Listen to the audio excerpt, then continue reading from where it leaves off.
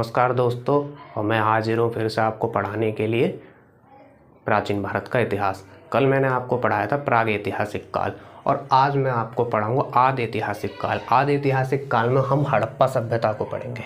हड़प्पा सभ्यता जो 2350 ईसा पूर्व से 1750 ईसा पूर्व तक मानी जाती है। लेकिन आप ये बताओ, कोई भी सभ्यता क्या एक साथ सभ्यता बन जाती है एक ही दिन में? नहीं, तो उसकी शुरुआत पहले ही हो गई थी। 3500 ईसा पूर्व से 2350 ईसा पूर्व तक एक सभ्यता का निर्माण हो रहा था, जिसे हड़प्पा सभ्यता कहते हैं। उसके बाद में यहाँ से यहाँ तक, इस काल से इस काल तक, इतने समय तक हड़प्पा सभ्यता पूरी तरीके से स्थापित थी। फिर 1750 ईसा पूर्व के बाद की हड़प्पा सभ्यता को उत्तर हड़प्पा सभ्यता कहा जाता है। तो हम हड़प्पा सभ्यता पढ़ेंगे और इसकी जो खोज हुई थी सबसे पहले 1921 में हुई थी। किसने की थी? दयाराम साहनी ने। दयाराम साहनी ने जॉन मार्शल के नेतृत्व में की थी, जो कि एक अंग्रेज थे, और इन्होंने इस हड़प्पा सभ्यता का नाम रखा था सिंधु घाटी सभ्यता। हड़प्पा एक जगह का नाम है जिसको इन्होंने खोज निकाला था और इसका इन्होंने नाम रख दिया था सिंधु सभ्यता। तो इसीलिए इस सभ्यता को हड़प्पा सभ्यता, सिंधु सभ्यता दोनों के नामों से बुलाया जाता है। इसके अगर विस्तार की बात करें तो उत्तर में कश्मीर में एक जगह है मांडा, ठीक है, मांडा, वहाँ से लेकर के और ऐसे नीचे दक्षिण में महाराष्ट्र के दामाबाद तक इसका विस्तार था, और पूर्व से पश्चिम तक, पूर्व में मेरठ की एक जगह है आलमगीरपुर, ठीक है, वहाँ से, और पश्चिम में बलूचिस्तान, जो पाकिस्तान में एक प्रांत है, पाकिस्तान का बलूचिस्तान, वहाँ पे एक जगह है बलूचिस्तान में सुतकांगेडोर। तो यहाँ से यहाँ तक और यहाँ से यहाँ तक ये इतनी बड़ी सभ्यता थी। सोचो, कश्मीर से लेके महाराष्ट्र और इधर उत्तर प्रदेश से लेके पाकिस्तान के बलूचिस्तान तक इस पूरी हड़प्पा सभ्यता, ठीक है। इसमें फिर बाद में जो है, जैसे पहले हड़प्पा खोजा गया एक स्थल था, उसके बाद मोहनजोदड़ो भी खोजा गया, लोथल, कालीबंगा, इस तरीके से बनावली और कई जो है स्थलों को खोजा गया। अब तक 28 स्थलों के बारे में खोजा जा चुका है। तो सबकी अपने अलग अलग खासियत है, ठीक है।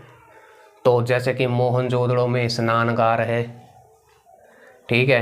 कालीबंगा जो कि चूड़ियों के लिए फेमस है, यहाँ पे काली चूड़ियों को बनाया जाता था उस समय। बनावली में जौ की खेती के अवशेष मिले हैं। इस काल में खेती होती थी, क्योंकि मैंने आपको बताया था कि इस टाइम 7000 ईसा पूर्व से 1000 ईसा पूर्व तक क्या चला था? नवपाषाण काल। और 7000 ईसा पूर्व से ही कई खेतियाँ शुरू हो गई थी, जैसे जौ, कपास, ठीक है, इस तरीके से गेहूँ, चावल। तो ये 2350 ईसा पूर्व है, तो इसका मतलब खेती तो हो रही थी, तो खेती के अवशेष मिले हैं। बनावली में जो सबसे खास जो बात मिली है, हल मिला है।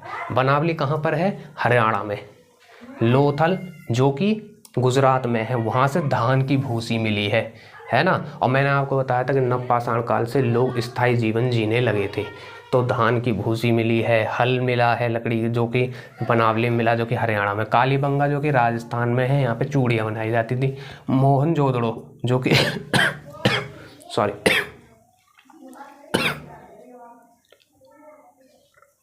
मोहनजोदड़ो जो कि वहाँ पे स्नानगार मिला है, और ये मोहनजोदड़ो पाकिस्तान में, हड़प्पा भी पाकिस्तान में है।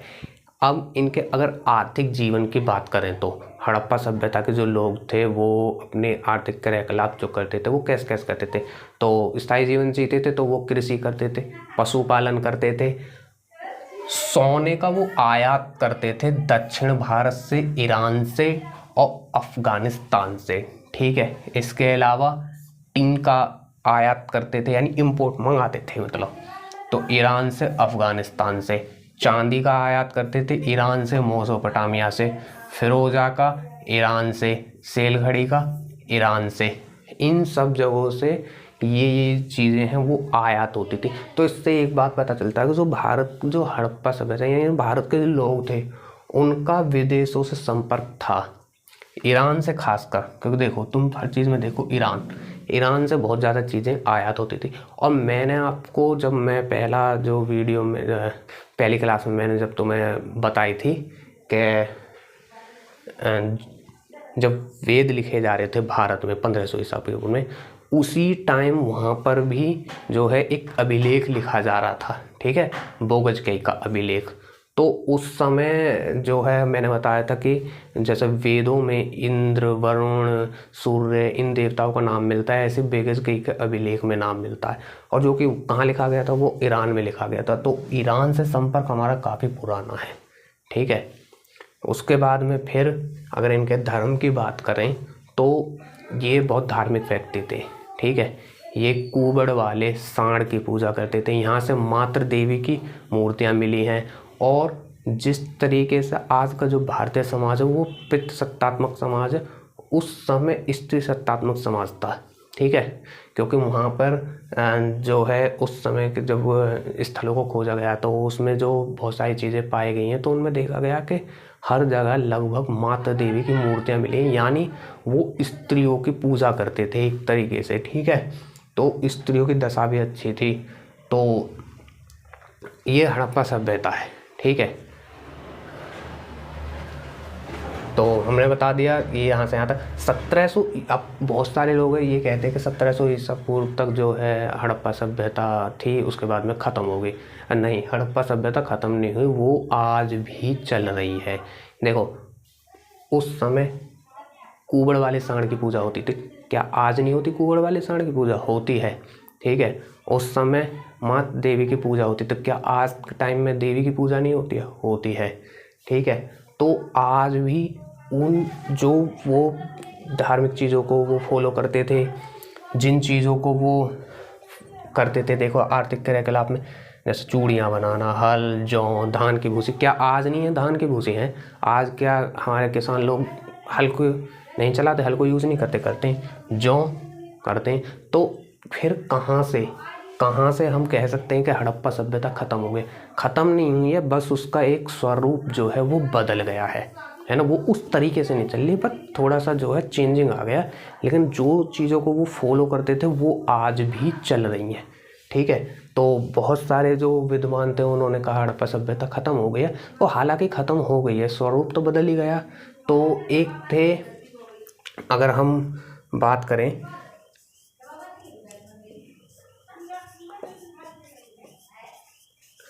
आर कैनेडी, ठीक है, इन्होंने कहा कि जो हड़प्पा सभ्यता वो ख़त्म हो गई है प्राकृतिक आपदा से, ठीक है जी, मान लिया प्राकृतिक आपदा से। इसके अलावा एक विद्वान और थे,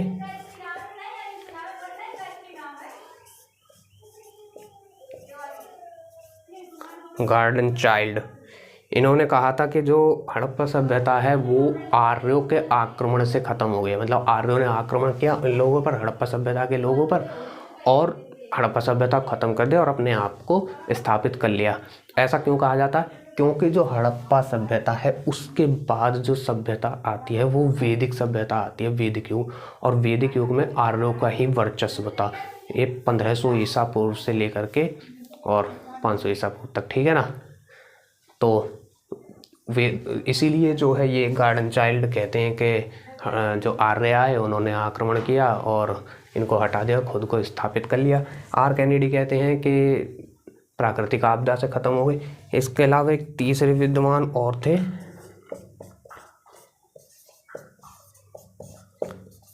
जॉन मार्शल।